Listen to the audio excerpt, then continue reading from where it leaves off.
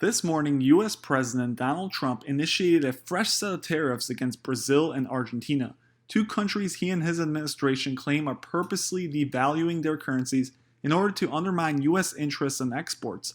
Announcing the action via Twitter on Monday, Trump wrote his displeasure with the two countries and also encouraged the Federal Reserve to take action against artificial currency manipulation. To understand these actions, we have to take a step back and look at the current geopolitical situation, specifically in the United States. Trump, who is up for election in late 2020, has to protect his vote and his base. A large portion of his strong support comes from US farmers who happen to grow an incredibly important crop, soybeans. In fact, the United States leads the world in soybean production, while China leads the world in soybean consumption. This creates a very profitable avenue for US farmers. While US-Chinese relations have slowly deteriorated, the thirst for soybean imports hasn't stopped China from importing from US farmers. However, on the world stage, US farmers are seeking competition from alternative markets in Brazil and Argentina.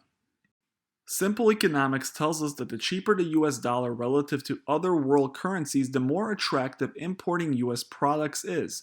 This may sound counterintuitive as you believe that a strong dollar means good things, and it partially does. But in today's world, almost every country has an interest in keeping their currency artificially low. As an example, imagine you are a US-based car manufacturer. Your car sells well in the US, but you want to expand your business and sell internationally, maybe to the 1 billion plus people in China. For Chinese consumers who are buying your car in yen, a cheap US dollar will mean that your car is more attractive to them. They will be paying a cheaper price. A stronger US dollar will mean that your US car becomes incredibly hard to sell to international customers as they would have to pay more, overcoming the power of the US dollar. Basically, a weak dollar means US products are more attractive to the rest of the world, increasing exports. This also means that a weak dollar also creates for expensive imports, encouraging companies to use US products and base manufacturing in the US.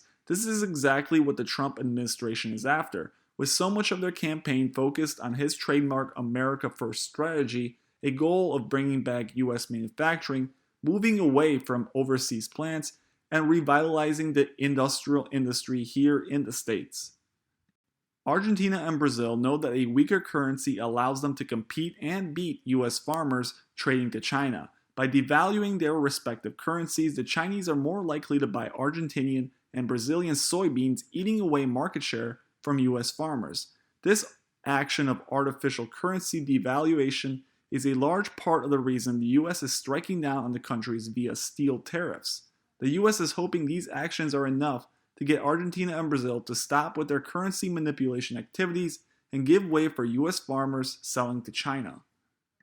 If we zoom out, these actions are all part of a broader war on currency where nations across the world are competing and fighting using central banks as a way to wage economic warfare. Sanctions, currency manipulation, negative interest rates, and the printing of money are now more popular than ever.